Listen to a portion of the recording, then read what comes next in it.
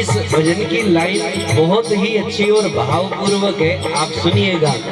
हाँ, आठों पहर चातरी सो, आठों पहर चातरी मैं तो हरदम रे सूते हो रे, थारे चरण कमल हो चेरो रे, मैं तो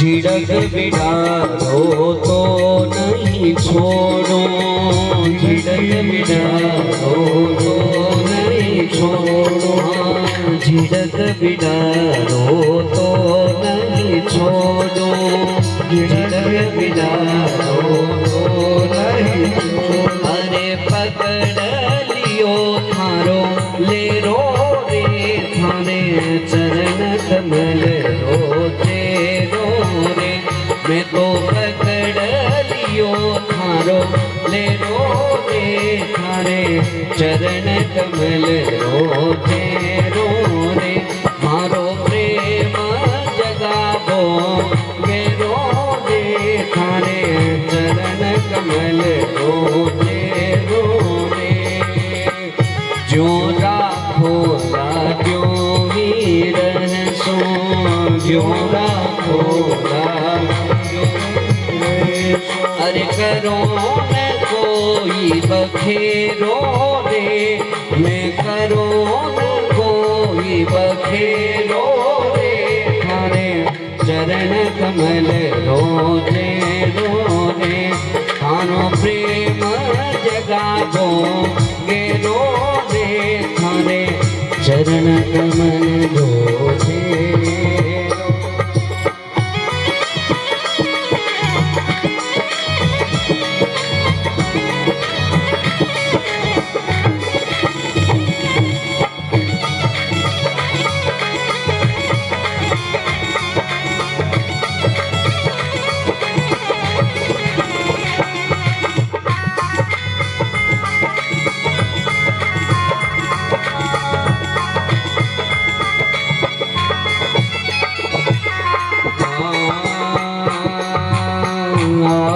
बिना कोई नहीं मारो, आप बिना कोई नहीं मारो, कोई नहीं मारो, कोई नहीं मारो, कोई नहीं मारो, कोई नहीं मारो, आप बिना कोई नहीं मारो, आप बिना कोई नहीं मारो, सब जग माए अंधेरो रे, थारे चरण कमल होते रो रे, हाँ सब जग माए अंधेरो रे, थारे चरण कमल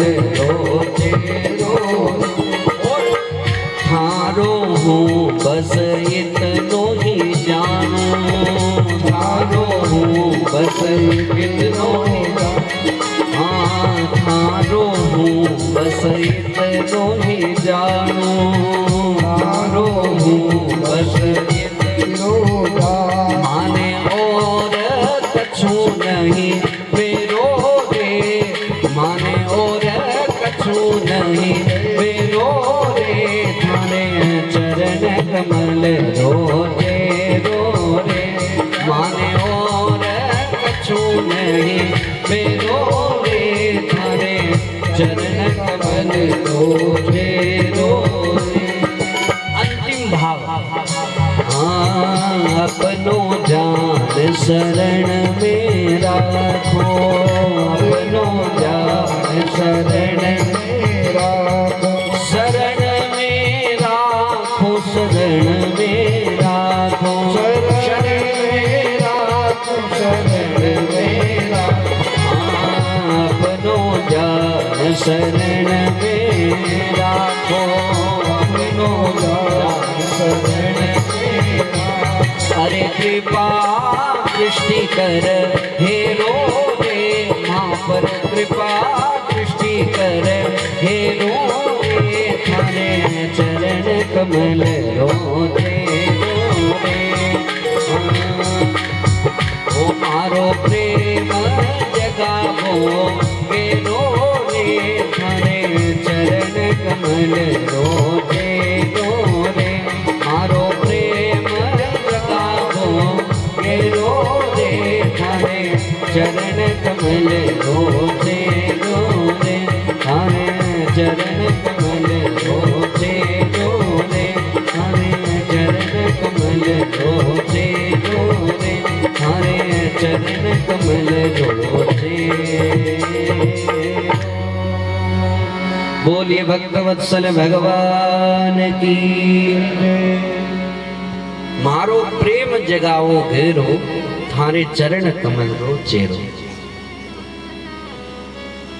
भगवान से प्रार्थना करते हैं तो भगवान प्रदान करते हैं, और संतों से भी प्रार्थना करते हैं तो संत भी प्रदान करते हैं। पर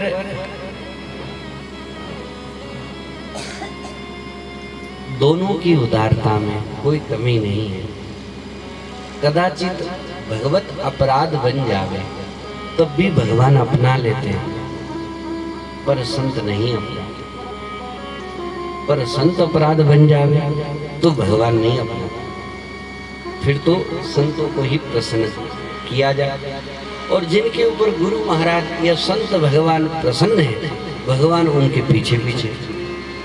तो यह भाव सब संतों से हम प्रार्थना करें कि हमारे हृदय में भगवान के प्रति प्रेम जग जाए।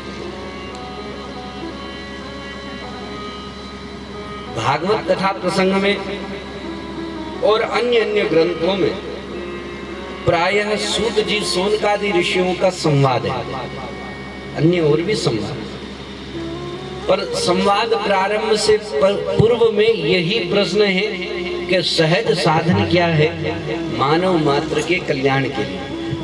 प्रत्येक मनुष्य का कल्याण होवे उसके लिए क्या उपाय है। और तुलसीदास जी ने तो पुरुष नपुंसक नारी व जीव चराचर, कोई पुरुष हो नारी हो चाहे नपुंसक हो, कोई भी हो, सब भगवान में लग जावे, सबका भगवान का प्रेम प्राप्त होवे, ये बात। तो सब संतों ने मिलकर के भी यही निश्चय किया। सब संतन मिल निर्णय कियो, मति श्रुति पुराण इतिहास, भजिबे को दो ही सुगर के हरिदास। भजन करने के लिए या फिर श्री हरि और या फिर हरि को दास, भगवान के दास। तो पद का भाव है मारो प्रेम जगाओ घेरो, थारे चरण कमल रो चेरो। पड़ियो रहूं दरबार आपरे, संतन माए बसेरो। पड़ियो रहूं दरबार। एक समय था व्यक्ति सोचते हैं कि संतों के दरबार में या भगवान के दरबार में पड़े रहे तो कोई भी पाप नहीं भी बनेगा और कुछ भी नहीं करेंगे तब भी कल्याण हो जाएगा। पर वर्तमान में लोग संतों के दरबार में या भगवान के मंदिर के दरबार में कब पड़े रहते, जब घर से कलह होकर के धाप जाते। ऐसा भी नहीं होना चाहिए। अब घर में कुछ बात अनबन हुए फिर जाकर के भगवान के दरबार में पड़े तो इससे पहले ही पड़े रहे तो कलह ही नहीं हुए। एक पूज्य राजेश्वरानंद जी रामायणी जी हुए, उनका एक भजन है बहुत सुंदर। कनक भवन दरवाजे पड़े रहो, जहाँ सिया राम जी विराजे पड़े रहो। कनक भवन दरवाजे पड़े रहो। कनक भवन जहाँ राम जी और जानकी जी विराजमान है, उस भवन का नाम कनक भवन है, अयोध्या जी। तो बोले उसके दरवाजे पर पड़े तो पड़ियो रहूं दरबार आपरे, संतन माई बरसे रो। आठों पहर चाकरी करसो, हरदम रहसो नेड़ो। चाकरी करना बहुत कठिन है, सेवा बहुत कठिन कार्य है, पर जितनी बन जावे उतनी भी ईमानदारी से कोई करे तब भी कल्याण हो जाए। प्राय कहते तो सभी है, हम तो महाराज के यहाँ सेवा करते हैं, हम भगवान के मंदिर में सेवा करते हैं। पहले कुछ न लेकर के व्यक्ति काम करते थे तो उसको सेवा, मूल सेवा तो वही है, उसको सेवा कहते हैं। पर वर्तमान में अच्छे से रुपया खींचा के लेते फिर भी कहते हैं हम तो सेवा करते हैं। अर्थ लेकर के वो सेवा थोड़ी ना हुई। पर हर आठों पहर चाकरी करसू, हरदम रहसू नेड़ो। थाने छोड़ कठी नहीं मारो, ठोर ठिकानो डेरो। इतना आश्रय हो जावे कि आपके अलावा अब कुछ सूझता ही नहीं, बस आपके दरवाजे पड़े रहे। आप कृपा करो तब भी आपके यहाँ है, आप कृपा नहीं करो तब भी आपके यहाँ है। श्री नरसिंह जी के चरित्र का ये भाव है। नरसिंह जी के चरित्र में आप काफी लोगों ने सुना ही होगा, मायरा भरने के लिए भगवान पधारे थे तो बहुत विलंब कर दिया, इतना विलंब कर दिया, इतना विलंब कर दिया। नरसिंह जी को खींच भी आवे, रीझ भी आवे, सुनावे भी। सामरिया किसे दिशावर नाटो, आगे तो तू आव तो रे वाला, अब कहीं पड़ गयो घाटो। तो उसमें नरसिंह जी एक बात कह रहे, बग बग मारी जीव दुखाई ते ढलबायो नहीं भाटो। अरे इतनी देर से मैं बोल रहा हूँ तो कई बार कहे नहीं, खूब ज्यादा बोला काकोड़ी हो जाए, तो गला दर्द करने लगा और अभी तक आपने एक पत्थर भी नहीं फेंका। भाई मंदिर में कुछ सुना ऐसे कुछ फेंके तो समझ में आवे कि सुन रहे कि नहीं सुन रहे। तो बग बग मारी जीव दुखाई ते ढलवायो नहीं भाटो। पर नरसिंह जी बाद में एक दोहे में कह रहे हैं, बोले मैं आपका भजन कर रहा हूँ, आप माहिरा भरने आ जाओ, नहीं तो मेरी तो लाज जा रही है। पर आप ये मत सोचना कि आप माहिरा भरने नहीं आओगे तो मैं आपका भजन नहीं करूंगा, मैं तो वैसे ही भजन करूंगा। आप माहिरा भरने आओ चाहे नहीं आओ, इतना विश्वास। इष्ट भरोसो अति दृढ़ निहकामी निकलंक, सुख सारण प्रभु आश्रय नरसिंह सदा निशंक। नरसिंह जी महाराज इतने निशंक, तो ऐसा विश्वास हमारे हृदय में हो जावे। और आगे का शब्द है, झिड़क बिडारो तो नहीं छोड़ू, पकड़ लियो अब लेरो, ज्यों राह खोला त्यों ही रहसो। हम जहाँ जैसी परिस्थिति में, जिस स्थिति में रह रहे हैं, वो भगवान के दरबार में रह रहे। अनुकूलता है तब भी भगवान की दया कृपा है, और बहुत ज्यादा प्रतिकूलता है तब भी भगवान की कृपा और दया है। आप बिना कोई नहीं मारो, सब जग माई अंधेरो। हारो हूँ बस इतनो ही जानू, और कछु नहीं बेरो। अपनो जान शरण में राखो, कृपा दृष्टि कर हेरो। मेरे ऊपर बस आपकी कृपा दृष्टि बनी रहे, बस और कुछ नहीं चाहिए। मारो प्रेम जगाओ गेरो, चरण कमलों। ऐसे संतों से हम प्रार्थना करें तो हमारे जीवन में बहुत लाभ हो जाता है। परम पूज्य स्वामी जी सुखदेव स्वामी श्री रामचंद्र जी महाराज से किसी ने कहा कि महाराज हमारे को तो भगवान के प्रति प्रेम ही नहीं है, तो प्रेम प्रकट होगा कैसे? तो बोले भगवान के भजन करने से भी आता नहीं है। तो महाराज जी सोचते, तो महाराज जी ने कहा भगवान से कहो, भगवान से प्रार्थना करो कि हे प्रभु आप मुझे अपना प्रेम दे दो, आपके प्रति मेरा प्रेम हो जावे, ऐसा आशीर्वाद दो। तो महाराज जी ने एक बात कही कि भगवान को, भगवान का प्रेम तो उनके तो कुछ काम आना नहीं है, तो काम तो हमारे को ही आना है। तो इसी भाव से बजरंग जी करके थे, महाराज जी का पद गाते थे, तो उन्होंने पद बनाया, थारे काई आवे काम, श्रद्धा प्रेम भक्ति माने देवो भगवान।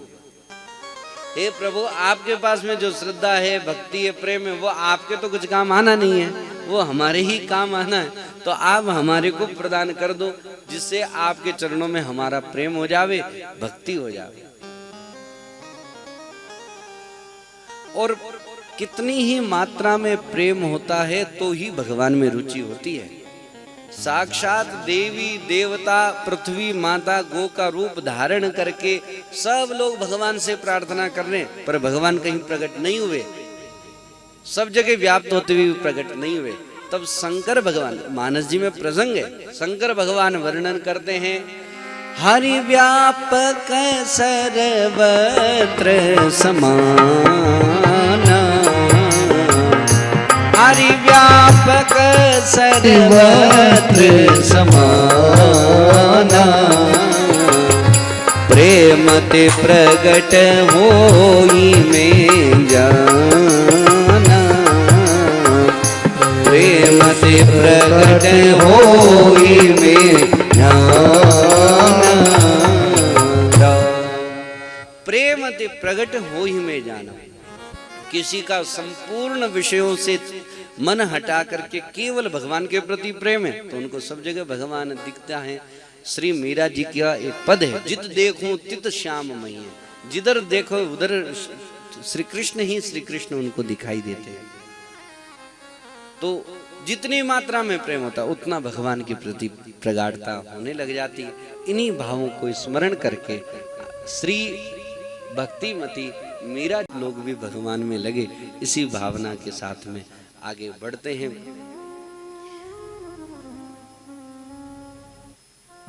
द्वापर में भगवान श्री कृष्ण का अवतार हुआ, भगवान कृष्ण भगवान अवतार लेकर के पधारे।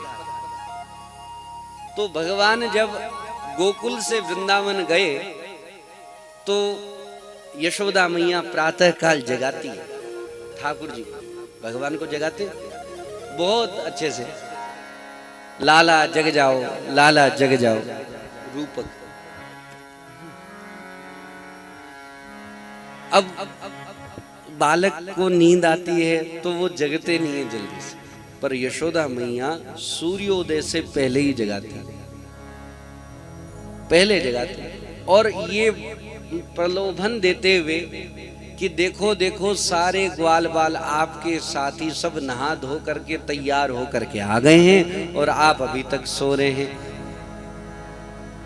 लालन जागी हो बलि गए, लालन जागी हो बलि गए, मोहन जागी हो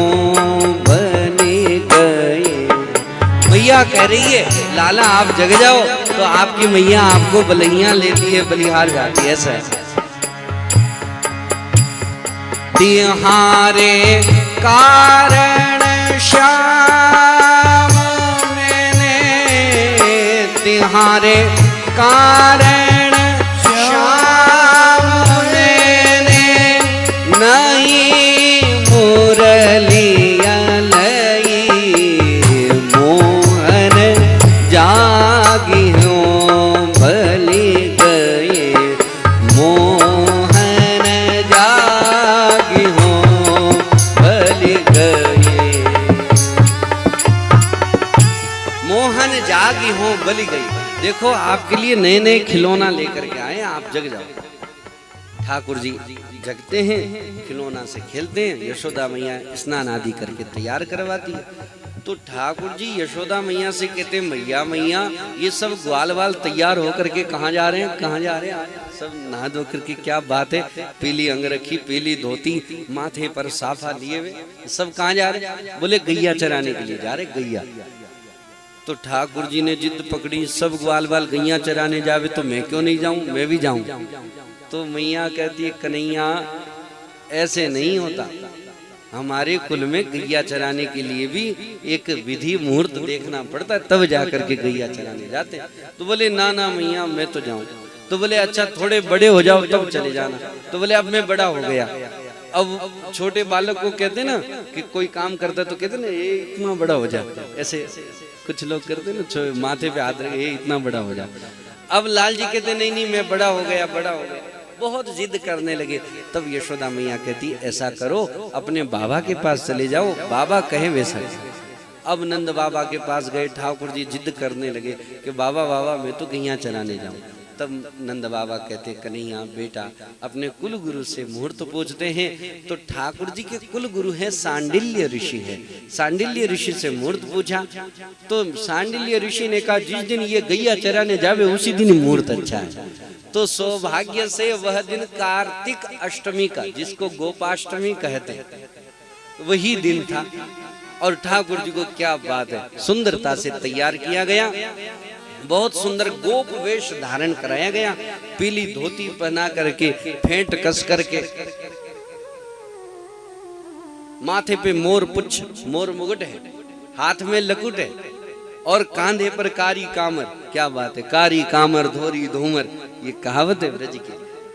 हियो हियो हियो हियो ऐसे करके ब्रज में अपने गौ माता को टोरने का ये सब। हाथ में लाठी दे करके भेजे। यह लाठी काय के लिए? गौ माता के ऊपर प्रहार के लिए नहीं, गौ माता के ऊपर किसी का प्रहार न होवे उसके लिए। लाठी में बहुत गुण है। एक गिरधर कवि हुए हैं, उनका वाक्य है कि लाठी में गुण बहुत है, सदा राखिए संग, गहरे नद नाले जहां तहां बचावे अंग। तहां बचावे अंग, झपट कुत्ता को मारे, दुश्मन दावा गिर तुरत ताहू को झारे। कह गिरधर कविराय सुनो रे मेरे मन पाठी, इसलिए सब अस्त्रन को छाड़ हाथ में लीजिए लाठी। लाठी में बहुत गुण।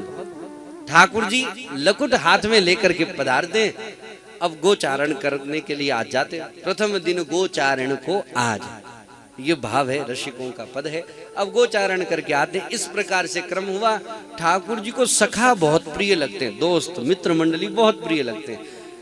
परम पूज्य श्री गोपालाचार्य जी महाराज कहते हैं कि एक बार कोई ठाकुर जी से कह देवे कि हम आपके मित्र हैं तो भगवान के इतनी प्रसन्नता हो जाती है, बहुत प्रसन्नता हो जाती है।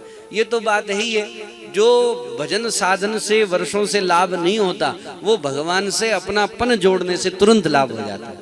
भगवान से संबंध जोड़ने पर तुरंत लाभ होता है। इसलिए भगवान को अपना मानना चाहिए। यही भाव सब जगह पर है, भगवान को अपना लेवे, भगवान को अपना ले। ठाकुर जी के वैसे तो अष्ट सखा है, मधुमंगल, मन सुखा, तन सुखा, छोटा कृष्ण, श्री दामा, सुदामा, श्याम सखा, ऐसे करके 8 सखा, पर वैसे अनंत सखा है। तो ठाकुर जी के एक सखा है जिनका नाम है सुंदर, इनका नाम सुंदर है। अब सुंदर सखा है तो सुंदर ठाकुर जी के साथ में खेल कूद क्रीड़ा करते हैं भगवान के साथ में। एक दिन सुंदर बोले भैया कन्हैया कल मैं गैया चराने नहीं आऊंगा। ठाकुर जी बोले क्यों रे भैया, क्यों नहीं आओगे? भगवान अपने किसी भी सखा को छोड़ना नहीं चाहते, सबको अपना के रखते। तो क्यों नहीं आओगे? तो सुंदर ने कहा मेरा ब्याह है, मेरा विवाह होने वाला है, तो अब मैं विवाह के लिए जाऊंगा। अच्छा, ठाकुर जी बहुत राजी हुए। भैया तेरो ब्याह हो गयो और मेरा ब्याह पता नहीं कब होगा। भगवान विवाह के लिए तो ऐसे कुछ न कुछ लीला है, वो फिर प्रसंग अलग हो जाएगा। तो बहुत प्रसन्न हुए, वाह भैया जाओ। तो विवाह करके वापस आ रहे हैं, विवाह हो गया है। तो विवाह के बाद पुनः जब आ रहे हैं तो सुंदर सखा जो ठाकुर जी के थे उनका विवाह एक गोपी से हुआ। उस गोपी का नाम है माधवी, उस गोपी का नाम है माधवी। अब माधवी जी से विवाह हुआ। इधर माधवी की माँ ने एक बात समझा रखी थी कि देखो बेटा आपका विवाह सुंदर से हो रहा है और सुंदर के जो एक सखा है वो उतना सुंदर तो नहीं है, पर एक बार कोई उसको देख ले तो फिर इधर उधर देखने का होता भी नहीं। कजरारी तेरी आंखों में, ठाकुर जी का बहुत सुंदर स्वरूप है। कजरारी तेरी आंखों में क्या भरा हुआ कुछ टोना है, तेरा हसन औरों का मरण बस जान हाथ से खोना है। क्या खूबी हुस्न बयान करूं ये सुंदर श्याम सलोना है। श्यामा सखी प्राण धन जीवन ये ब्रज का एक खिलौना है। ठाकुर जी ब्रजवासियों के साथ में सतत खेलते रहते। तो इसलिए बेटा सुंदर को तो देखना, पर इसकी जो सखा है श्री कृष्ण उसको कभी मत देखना। तो बोले क्यों मैया? बोले ना उसको कभी मत देखना, कभी मत देख। अब ये बात एकदम इतनी कठोरता से अपने हृदय में धारण कर ली कि वो निश्चय हो गया कि श्री कृष्ण आएंगे तो मुझे नहीं दिखाना। और क्यों? क्योंकि एक बार कोई इसको देख लेवे तो फिर मन उधर ही हो जाता है। तो मीरा जी को माधवी सखी को उदाहरण दिया उनकी मां ने कि जैसे बरसाने की गुजरियां दही बेचने के लिए जाती है तो श्री कृष्ण को भी देखने के लिए जाती है, तो उनकी स्थिति क्या है? अब वो प्रतिदिन उनको रत लग गई है। चलो सखी वहां जाइए जहां बसे ब्रजराज, गोरस बेचत हरि मिले, एक पंथ दो काज। अब प्रतिदिन उनके लिए जाती है और उनकी स्थिति क्या है? सिर धरी मटुकिया डोले दी, सिर धरी मटुकिया डोले दी, कोई श्याम सलोना ले लो रे, कोई श्याम सलोना ले लो रे। सिर धरी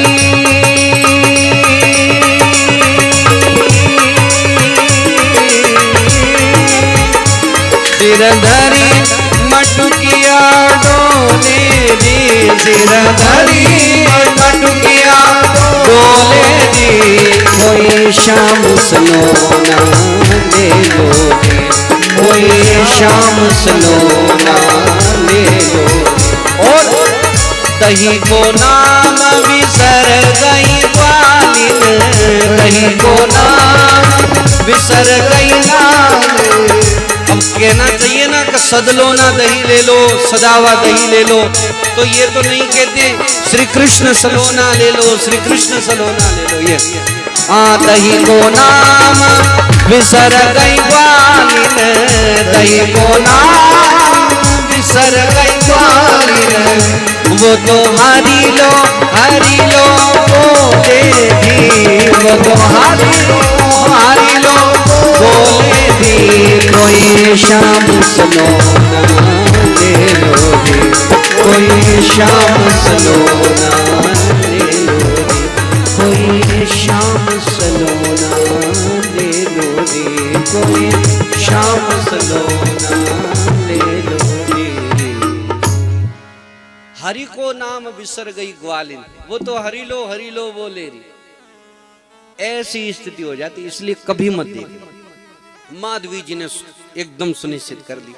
अब जब सुंदर अपने रथ पर बैठा करके अपनी श्रीमती जी को, माधवी जी को लेकर के आ रहे, चारों तरफ से ऐसे बंधन से लाल पीले ओढ़ने से वो ढका हुआ है रथ आ रहे।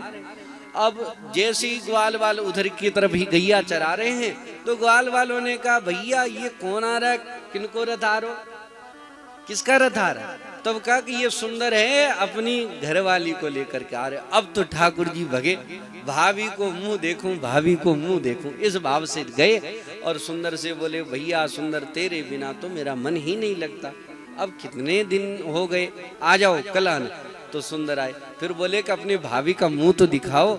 तो सुंदर बोले, भैया कन्हैया तेरी भाभी और तू जाके देख लो। अब जैसे ही ठाकुर जी ने कहा, भाभी अपना मुख तो दिखाओ, अब तो माधवी जी तो पहले से ही पढ़े लिखे तैयार थे, एकदम कस करके बैठ गए। ना चाहे कुछ भी हो जाए, ना तो मैं उनको देखूं ना वो मेरे को देखे। गजब की बात है, ना मैं देखूं और को, ना तो देखने देऊं। पहले भाव भी यही था और बाद में भाव भी यही था, पर भाव बदला, बस स्वरूप बदल गए। ना तो मैं उनको देखूं ना उनको देखने दूं, ऐसा बात। ठाकुर जी ने 2-3 बार कहा, जब नहीं तब ठाकुर जी ने कहा, कोई बात नहीं भाभी, एक दिन मेरे को देखने के लिए आप तरसोगे। और ये बात जैसे ही कही तब माधवी जी को वो बात गंभीर लगी। अस्तु, यह प्रसंग पूर्ण हुआ और उसके बाद में ठाकुर जी कभी भी अपने सुंदर सखा के घर में नहीं जाते, क्योंकि फिर दिखना हो जाएगा, मिलना हो जाएगा। बाहर मिलते पर घर पे नहीं जाते। और उसी समय ठाकुर जी की 7 वर्ष की आयु हुई और कार्तिक बदी अमावस को यहाँ दीपदान भारी, जय जय गोवर्धन महाराज, नाथ तुम भक्तन हितकारी। कार्तिक बदी अमावस्या को जहाँ इंद्र देवता की पूजा हुआ करती थी प्रत्येक वर्ष में, उस ठाकुर जी ने इंद्र देवता की पूजा हटवाई और कहा नहीं, गिरिराज जी की पूजा करो, ये मेरे देवता है, मेरे देवता की पूजा होनी चाहिए। और गिरिराज जी की जब पूजा हुई और इंद्र देवता ने कहा अच्छा हमारी पूजा हटवा दी, बहुत दिनों से पूज रहे थे, अब किसी को पूजने का मौका मिल गया तो आपको क्या दिक्कत हो रही है? इतने वर्षों से आप ही पूजे जा रहे थे। पर ये स्थिति थोड़ी नाजुक है तो विवेक वाली समझ की बात है। चलो अब तक हम थे, किसी को सबको मौका मिलना चाहिए, इनको भी अवसर मिले, पर ये भावना हो ही जाती तो फिर भगवान की जो माया है, जो नियम है, प्रकृति का जो नियम, और कैसे बैठते। इंद्र देवता ने प्रकोप किया, चारों तरफ से घन घमंड, ऐसा बादल बरसने लगे, गरजने लगे, धड़ दहाड़ मारते हुए बरस। तब सब ब्रजवासियों को लेकर के गिरिराज जी के पास में आए और ठाकुर जी ने सबसे छोटी अंगुली, जिसको कनिष्ठिका कहते और जिसको चिटुली भी कहते, और इसके ऊपर धारण किया गिरिराज जी को और सब ब्रजवासियों को बुलाया। एक कितना सुंदर भाव है। ये चिटोली कहीं काम आती है क्या? कहीं काम आती? कहीं काम नहीं। ऐसे भली कान भली खुजेल लो ऐसे करके, ऐसा थोड़ी, पर वो कार्य नहीं है इसका। पर ये काम कहीं आती नहीं, पर इसके बिना मुट्ठी भी नहीं, इसके बिना मुट्ठी में मजबूती भी नहीं है।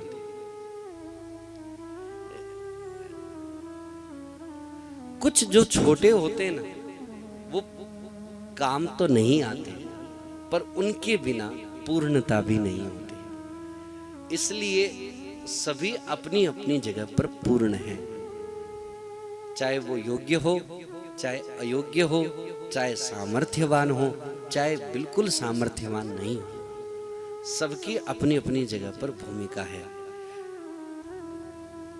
सभी आदरणीय हो सके या न हो सके, पर निरादर किसी का नहीं होना चाहिए। निरादर के लिए कोई नहीं। इन सभी बातों में तो योजकस्तत्र दुर्लभ है, योजना बताने वाला ही दुर्लभ है। बाकी सब योग्यता है, सब में कौन कहां कब योग्य हो जाता है। बीकानेर में एक नथुसर बास करके एक जगह है, वहां का एक बास का व्यक्ति था, पुरानी बात है, 15-20 साल पुरानी, गूंगा, बस कुछ बोलने ने आ करके गली में भ्रमण करे, भोजन कर ले, वे भूख लगे तो अब भोजन कर ले, बाकी इधर उधर गली में भ्रमण करे, कहीं ज्यादा बैठ जावे तो लोग उसको धक्का देके नहीं, चलो चलो यहाँ से चले जाओ, ऐसी स्थिति हो गई।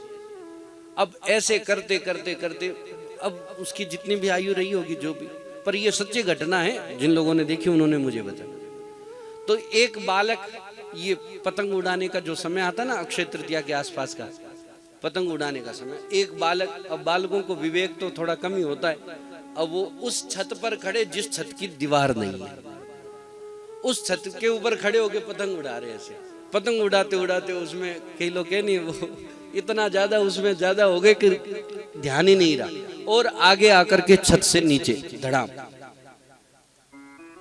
छत से तो नीचे गिर गए पर अभी जमीन पे आए नहीं। 2 मंजिल होने के कारण वो जैसे ही छत से नीचे गिरे तो वो जो गूंगा बेरा व्यक्ति जो घूमता था, उसने सहज में ऊपर देखा, ये क्या आ रहा है, अच्छा ये आ रहा, तुरंत पकड़ लिया, तुरंत पकड़ लिया, गोद में रख लिया और उसको खड़ा कर दिया। ऐसे करके चिल्लाया उसने कि तू नीचे गिर गया था। अब बताओ वो व्यक्ति काम का था या नहीं था?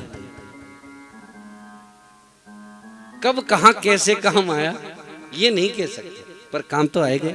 एक व्यक्ति का जीवन तो उसने बचा ही दिया।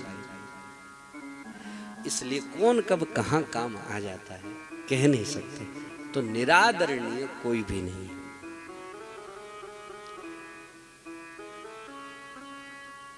ठाकुर जी 7 दिन हो गए और 7 दिन तक किसी को भूख नहीं लगी, किसी को प्यास नहीं लगी। उसका क्या कारण? यही तो ठाकुर जी की बंसी का कमाल है।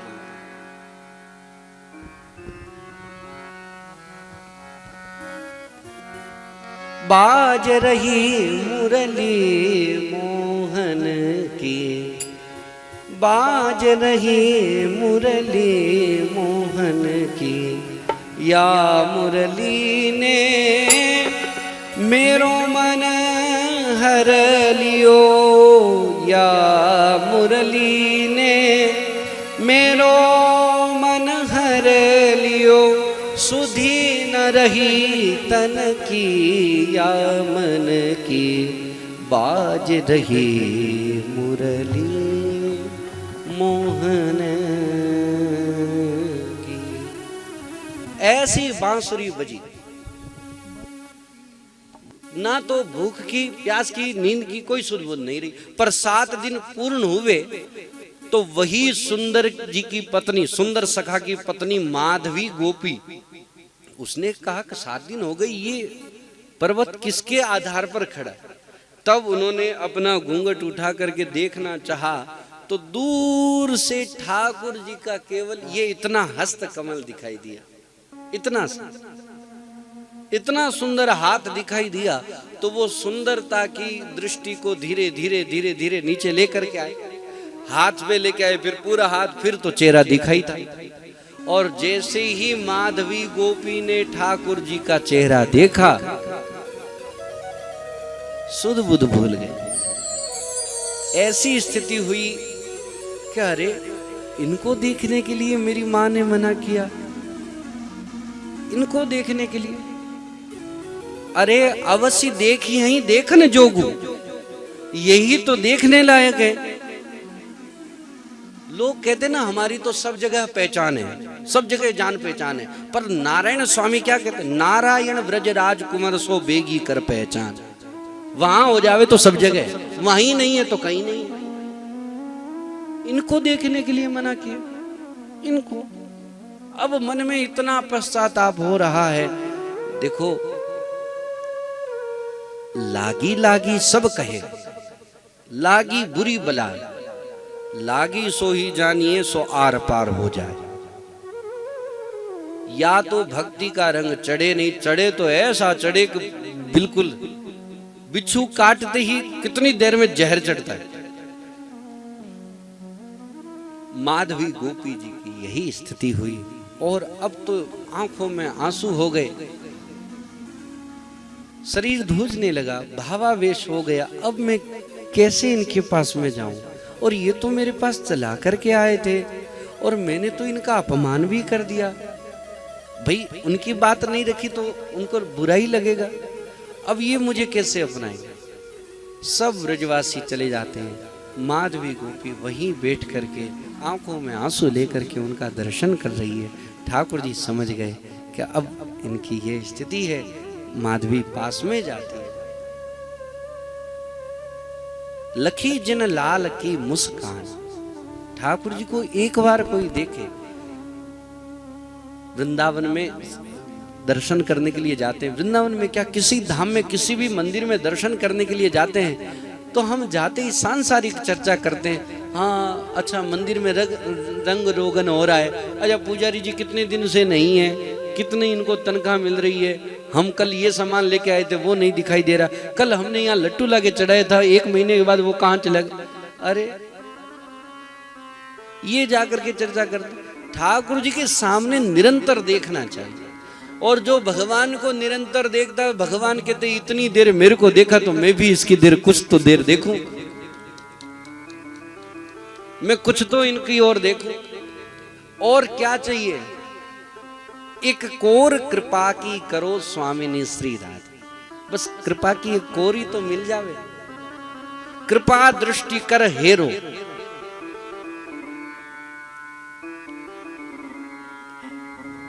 माधवी गोपी बहुत रोने लगी, बहुत दुखी हुई। ये देखने का प्रसंग में बांके बिहारी जी की मंदिर का इतना विशेष उदाहरण है, जिस उदाहरण की छाया आज भी दिखाई देती है। वृंदावन में बिहारी जी के मंदिर में एक संत यमुना जी और वर्षों पुरानी बात नहीं है, कुछ 50 वर्ष या कुछ वर्षों पहले की बात है।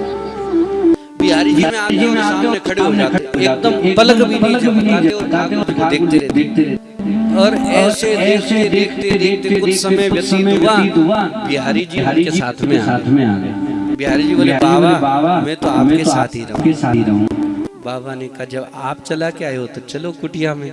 यमुना जी के तट पर कुटिया थी और वहां ठाकुर जी को बैठा दिया, जो पास में था वो भोग लगा दिया, बस अपना क्रम करने लगे और ठाकुर जी को देखने लगे। और ये ठाकुर जी को देखने का क्रम भगवान को इतना प्रिय लगा, बहुत ही प्रिय लगा। अब संध्या का समय हुआ, पट जब जैसे ही खुला, गुसाई जी अंदर गए तो ठाकुर जी नहीं। अब भगवान ही अंदर नहीं, अब तो सारे गुसाइयों में विरह छा गया, हाहाकार मच गया। अरे मंदिर में ठाकुर जी नहीं, ठाकुर जी नहीं, ठाकुर जी, बिहारी जी तो है ही नहीं। अब तो कोई माला फेरने लगे, कोई नित्य नियम उपासना करने लगे, कोई प्रार्थना करने लगे, कोई रोने लगे कि प्रभु ऐसी क्या गलती हुई जो आप हमारे को छोड़ के चले गए। अब सब प्रार्थना कर रहे, पर उन्हीं में से ही एक संत जो भगवान से और ज्यादा घनिष्ठता हो, जिनकी देखो सभी के बीच में कोई ना कोई एक विशेष विभूति होती ही है, और वो विभूति सबके लिए कारगर हो जाती है। उनमें से एक संत थे, ठाकुर जी से हाथ जोड़ करके प्रार्थना करते हैं, जय जय सरकार, आप कहाँ विराज रहे हैं? हमें तो पता ही है कहीं ना कहीं आप अपने प्रेमी भक्त के घर में ही विराज रहे हैं, पर कहाँ विराज रहे हैं? देखो आपके बिना यहाँ सभी मंदिर सूना हो गया, सभी भक्तों को उदासी हो गई है, आप कहाँ हो? तो बिहारी जी ने उनके ध्यान में कहा कि मैं यमुना जी के तट पर इस बाबा की कुटिया में बैठा हूँ। और सब संत कीर्तन करते वहां गए और वहां जाकर के देखा तो बिहारी जी खड़े, बांसुरी बजाते हुए त्रिभंग ललित होकर के खड़े कि प्रभु अब पधारो। तो बाबा से बोले, बाबा आप आज्ञा दो तो ले चलें। तो बाबा ने कहा, नहीं नहीं, मेरे यहाँ रहने से मुझे लाभ होगा, मंदिर में विराजेंगे तो सभी भक्तों को लाभ होगा, आप पधारें। तो आज भी बिहारी जी के मंदिर में क्या स्थिति है पता है? 1 मिनट में 3-4 बार पर्दा करते, क्योंकि कोई नेत्र मिला ही नहीं पावे, क्योंकि जो नेत्र मिलाएगा ठाकुर जी कहीं उनके साथ में न हो जावे, इसलिए पर्दा होता ही रहता है। आप लोग बिहारी जी का दर्शन करने गए हो क्या? नहीं गए, कभी नहीं गए, एक बार भी नहीं गए, ये क्या बात हुई? हाँ आप तो गए। अच्छा, बिहारी जी छोड़ अपने गांव के मंदिर में भी जाते हैं, प्रतिदिन जाते हैं, सब लोग जाते हैं। कुछ लोगों का मुंह इधर उधर हो रहा है, कुछ लोग ऐसे ऐसे देख रहे हैं, ना कहें तो क्या कुछ गलत तो नहीं हो जाएगा? मैं भाई लोगों से भी प्रार्थना करूं, मंदिर प्रतिदिन जाने का क्रम बनाएं। पूज्य स्वामी श्री शरणानंद जी महाराज नेत्र नहीं थे, बाहर के नेत्र तो नहीं थे पर अंदर के नेत्र थे। तो नेत्र नहीं थे पर वो प्रतिदिन बिहारी जी में जाते थे, जब वृंदावन में रहते तो बिहारी जी में जाते। तो एक दिन क्या हुआ, बिहारी जी में भीड़ तो कभी कभार होती थी, अब तो प्रतिदिन ही होती है। एक समय था बिहारी जी के मंदिर में कभी कभार साल में 2-4 जो उत्सव होते उसमें ही भीड़ होती थी, अब तो 365 दिन खूब भीड़ ही भीड़ रहती है। तो शरणानंद जी महाराज के नेत्र नहीं थे और वो भीड़ में धक्का मुक्की में हो रहे, कोई आगे पीछे हो रहे, और शरणानंद जी को किसी ने कहा मंदिर इधर, हाथ जोड़े ऐसे दर्शन करें। तो किसी ने कहा महाराज आप कहाँ भीड़ में आ गए, आपको तो दिखता तो नहीं है, आप तो अंधे हो, आपको तो दिखता नहीं है, तो आप कहाँ भीड़ में आ गए? शरणानंद जी महाराज ने ऐसी बात कही, शरणानंद जी के वाक्य सारे काटे नहीं। शरणानंद जी ने कहा मुझे नहीं दिखाई देता, उसको तो दिखाई देता है, भगवान को तो दिखाई देता है ना, मैं चाहे उसको देखूं चाहे वो मेरे को देख ले, बात तो एक ही है, और ज्यादा फायदा तो वो मुझे देखे तो ज्यादा बढ़िया रहेगा ना। भगवान हमारे को देख ले, ये बात ज्यादा बढ़िया है। तो व्यक्ति फिर चरणों में गिर गए। ऐसे ही एक बार शरणानंद जी को पंजाब में सत्संग के लिए बुलाया गया। पंजाब में बुलाया तो जब गाड़ी में लेने के लिए गए थे तो उस गाड़ी में इतनी ज्यादा भीड़ थी कि बाहर निकलना और अंदर बढ़ना बहुत कठिन हो जाता। वो लोकल वाले डिब्बे में वर्तमान में तो हर समय ऐसी स्थिति रहने लग गई, पहले कभी कभार रहती थी। तो जो भक्त लोग लेने के लिए गए थे, सत्संगी लोग, उनको बहुत संकोच होने लगा, कान पकड़ने लगे, क्षमा याचना करने लगे। शरणानंद जी से कहा स्वामी जी हमने आपको बुला तो लिया पर आप बहुत कष्ट से आए, हमें बहुत दुख हो रहा है। शरणानंद जी ने कहा किस बात का कष्ट? बोले आप बहुत कठिनता से। अरे बोले वो भूतकाल की बात थी, वर्तमान में मौज में हूँ। वो भूतकाल की बात थी, वर्तमान में मौज है। जब बालक कोख में तो हम कितनी बात मानते, हम भी नहीं मानते, तो बालकों में न मानने की आदत पड़ जाती। वो जो 9 मास का समय होता है उसमें कई बार नींद नहीं आती है, कई बार भोजन प्रिय नहीं लगता, भोजन भाता नहीं है, कई बार विश्राम करना भी अच्छा नहीं लगता। तो कोई हमारे को कहे तो फिर बुरा लगने लग जाता, हम सामने बोल देते हैं। तो वही आदत बालकों में होती तो वो भी सामने बोलते। हमारे को हमारे बड़े बूढ़े कहते कि देखो आप ये पालो, आपको अच्छा रहेगा, शरीर को कुछ ना कुछ भूखे नहीं रहना चाहिए, पा लेना चाहिए। हम कहते नहीं, हमें नहीं अच्छा लगता। तो वही आदत बालकों में हो जाती तो हमें नहीं अच्छा लगता। जो शहरों में एक क्रम हो चुका है कि वो स्वाद के लिए बाहर की वस्तुओं को मंगाते और पाते, क्योंकि वो जीव का स्वाद अजीब सा होता है, तो बाहर की वस्तुओं को मंगा के और पाते। तो जो उनके बालक होते हैं उनको माँ के हाथ का कुछ अच्छा लगता ही नहीं है, वो भी कहते बाहर का ही मंगाओ, बाहर का ही भोजन प्रिय लगता है। और बात वर्तमान में, पहले एक समय था कि वो 9 महीने का जो समय, वो क्रम कैसे टाइम निकले, तो उसके लिए क्या करते थे, सदग्रंथ पढ़ते थे, बड़े बूढ़े लोगों के पास में बैठ करके अच्छी अच्छी बातें सुनते थे, हमारे कुल की मर्यादा क्या है उसको सुनते थे, कुल देवता क्या है, कुल गोत्र क्या है, कुल की परंपरा कहाँ से उठी है, वो सब श्रवण करते थे, तो उसका ज्ञान होता था। अब क्या करें, समय पास के लिए यंत्र का साधन बना लिया, जैसे टेलीविजन है या फोन है या कहीं ना कहीं इसका साधन बनाते, तो बालक जन्मते ही फिर उनको यंत्र ही अच्छा लगता है, उनको दूसरों की बात कुछ अच्छी लगती नहीं है। तो ये सारी बात मैं नम्रता पूर्वक संकेत ही कर रहा हूं कि यदि हमारा बालक श्रेष्ठ बने तो जैसे ही बालक कोख में हो तो गुरुकुल की मर्यादा से यदि माता पिता रहते हैं तो बालक गुरुकुल की ही मर्यादा में जन्म लेगा, उसमें संस्कार वैसा ही होगा। एक बार में बात मान ले तो बालक को भी एक बार में बात मानने की आदत लग जाएगी। लॉकडाउन का समय था तो वृंदावन में एक परिवार आए हुए थे, तो उसी समय उनके बालक का था तो क्रम था, तो संकेत से उनको कहा कि गौ माता का पूजन करो। तो 9 महीने तक प्रतिदिन गौ माता का पूजन करते और जिस बछड़ा जो गो वत्स बालक बछड़ा हुआ गौ माता उसका ही दूध पान करते 9 मास तक। वो बालक हुआ उसको गौशाला ही अच्छी लगती, गौ माता ही अच्छी लगती, छोटा सा तब भी कहते उधर चलो गाय की तरफ, वहां चलो वहां चलो, छोटा सा गया और गौ माता के पास में जाके खेल। और गौ माता के दूध से और गौ माता से ऐसा करने के बाद और फिर एक और क्रम कराया गया, महाराज जी उनको स्वर्ण प्राशन देना प्रारंभ किया।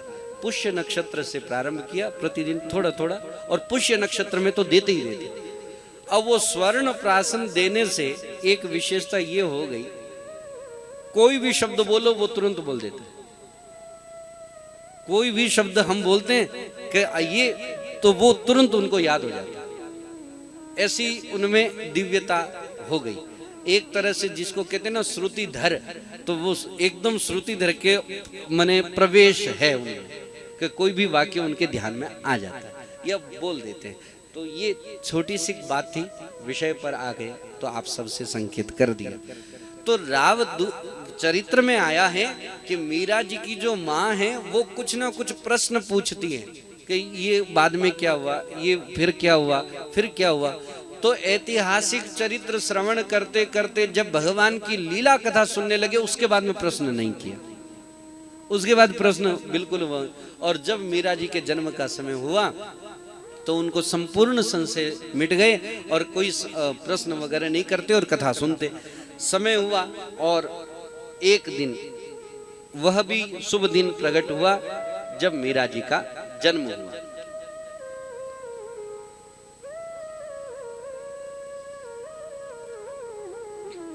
मीरा जी के जन्म के विषय में भी अलग अलग मतांतर है, पर विशेष देखा जाए तो मेड़ता में ही मीरा जी का जन्म माना गया है।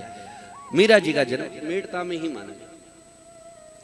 समय व्यतीत हुआ, मीरा जी को देख करके राव दूधा जी बहुत प्रसन्न हुए। दादा को तो पोती प्रिय लगती ही, अच्छी लगती, तो बहुत प्रसन्न होते, उनको रिझाने के लिए खिलाने के लिए मंगवा लेते दास दासियों से और खेलते। एक विशेष बात है मीरा जी के जन्म प्रसंग की कि जब मीरा जी रोती तो ठाकुर जी को देख करके चुप हो जाती, ये प्रसंग कैसे कि एक बार संध्या का समय था, आरती वगैरह का समय हुआ, 4 भुजानाथ में आरती का क्रम हुआ, मीरा जी रोने लगी तो घंटा श्रवण करके एक शंखनाद घंटनाद सुन करके मीरा जी चुप हो गई। तो रावदूता जी ने कहा चलो उधर लेके चलते हैं, शायद चुप हो जावे। और जैसे ही ठाकुर जी को देखी तो आंसू गाल पर आए हुए, पर मीरा जी भगवान को ही देखती रहती हैं और देख करके प्रसन्न हो गई। अब सब लोगों को एक उपाय मिल गया, जब मीरा जी रोवे तब ठाकुर जी का दर्शन करावे। ऐसा नामकरण संस्कार हुआ और मीरा नाम पड़ा। किस भाव से मिहिरा कहते हैं, और मिहिरा कहते कहते मीरा मीरा नाम पड़ गया। लालन पालन बड़े चाव लाड चाव होने लग गए। मीरा जी का जन्म महोत्सव रावदूता जी ने बहुत धूमधाम से मनाया है, इसका भी प्रसंग का वर्णन है। राजघराने में राजकुमारी का जन्म हुआ है, तो और सबसे बड़ी कन्या है। पुत्र बाद में हुए, राव विरमदेव जी के एक पुत्र हुए राव जयमल जी, वो मीरा जी के छोटे हैं और बहुत छोटे, थोड़ा विलंब संतान हुए। एक ही पौत्र थे राव जयमल जी, और ये भी रघुनाथ जी के बहुत श्रेष्ठ भक्त हुए। चरित्र आगे आएगा।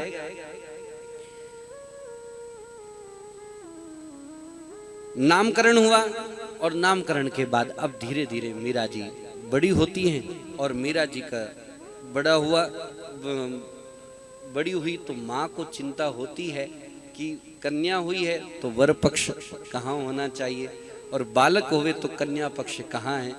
तो कन्या पक्ष कहाँ है ये तो चिंतन होता है, पर कन्या है वर पक्ष कहाँ है ये चिंता होने लग जाती है। ठीक होवे, बढ़िया होवे, ऐसा होवे, वैसा होवे। ये भी एक बात आप सबसे निवेदन करूं कि कन्या के लिए सर्वश्रेष्ठ जीवन की यदि उपलब्धि कोई है तो वो यह है कि जीवन साथी अच्छा मिले। यदि जीवन साथी सही मिल जावे तो कन्या के जीवन की सभी जीवन की उपलब्धि मिल जाती है, और उसके लिए गौरी माता का पूजन जरूर करना चाहिए।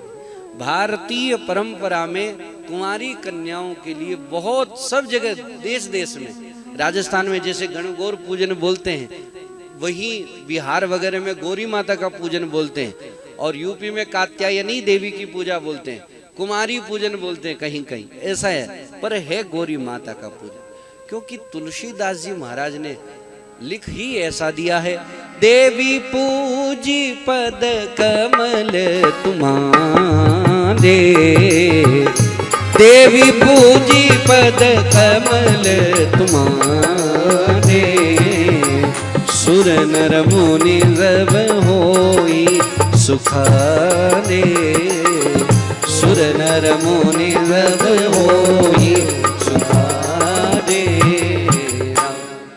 देवी पूजी पद कमल तुम्हारे। माँ भगवती पराम्बा लक्ष्मी स्वरूपा जगत जननी श्री जानकी जी ने भी गौरी माता की पूजा करी है। जय जय गिरिवर राज किशोरी, जय महेश मुख चंद्र चकोरी, जय गज बदन सडानन माता, जगत जननी दामिनी दुति गाता। गौरी माता का पूजन। पुनः दूसरे अवतार में लक्ष्मी स्वरूपा माँ पराम्बा रुक्मिणी जी के रूप में जब पधारी, वो भी गौरी माता का पूजन करती। गोपियों ने ठाकुर जी पति रूप में प्राप्त हुए, उसके लिए भी कात्यायनी देवी जो गौरी माता का ही स्वरूप, उनकी पूजा करती 1 मास तक। और इसी मार्गशीर्ष महीने में, अगहन महीने में ही बहुत विधि विधान नियम पूर्वक पूजा करते।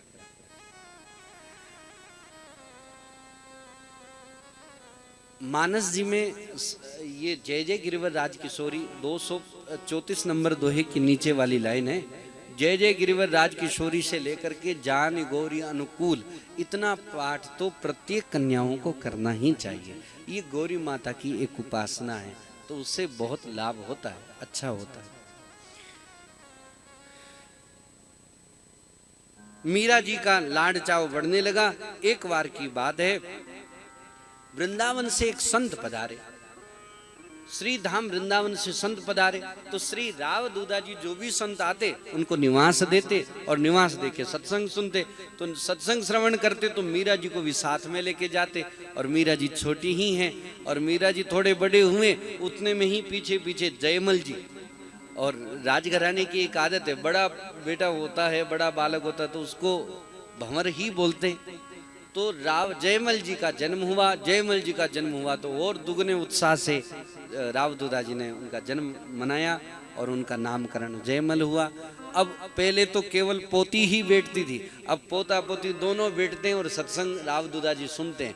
तो वर्णन आया है कि जयमल जी को नींद आ जाती है पर मीरा जी एकदम ध्यानस्थ होकर के सत्संग श्रवण करती है, प्रवचन सुनती है और बीच बीच में प्रश्न भी करती है।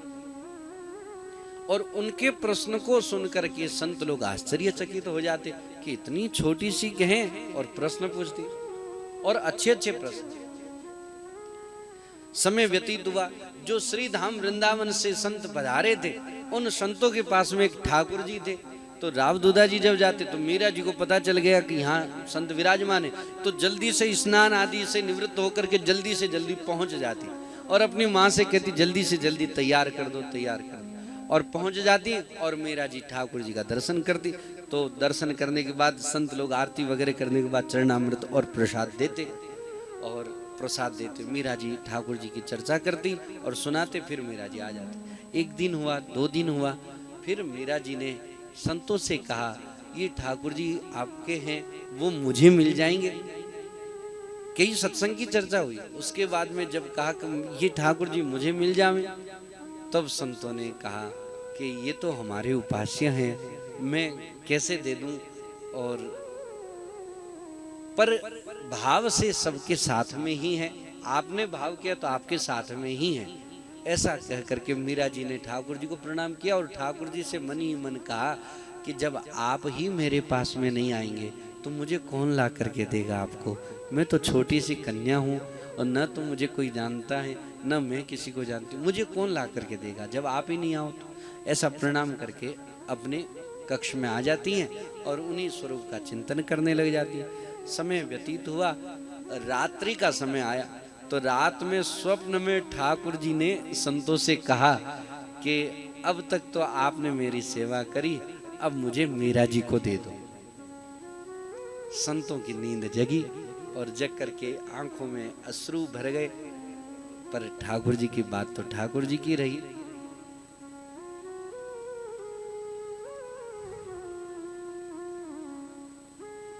ठाकुर जी की बात ठाकुर जी की ही है।